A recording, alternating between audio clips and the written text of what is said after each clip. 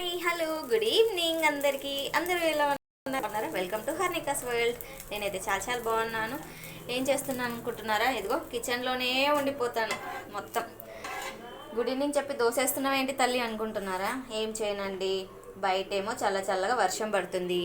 మా పిల్లలకి అన్నం వండుతాండ్రా బాబు అంటే మాకొద్దు అన్నము మాకు వేరే ఏదైనా కావాలి అన్నారు.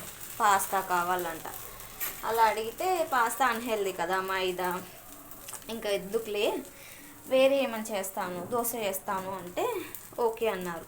అందుకే నాకు దోశ పిండి మ్యాండేటరీ. అసలు అది లేకుండా నేను అసలు ఉండలేను.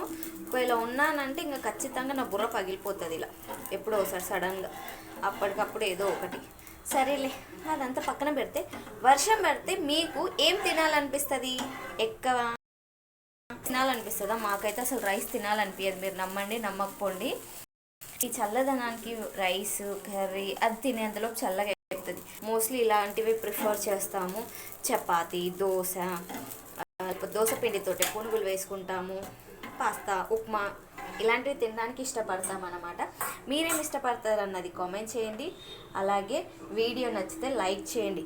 మళ్ళీ మీరు అనుకోవచ్చు, ఏంటమ్మా పొద్దున్నే దోశ వేస్తూ నైట్ అని చెప్తున్నావా అని. అంత లేదండి బాబోయ్, అబద్ధం చెప్తే నాకేమొస్తుంది? అక్కడ టైం చూడండి 7 అవుతుంది. బయట విండోలో నుంచి చూడండి ఫుల్ చీకటి. ఇదన్నమాట పరిస్థితి. సరే, మీరైతే తప్పకుండా వీడియో నచ్చితే లైక్ చేయండి, సబ్స్క్రైబ్ చేయండి. ఇంతవరకు చూసారు కదా, చేసుకోండి సబ్స్క్రైబ్. సరేనా? బాయ్ అందరికీ. గుడ్ నైట్ కూడా.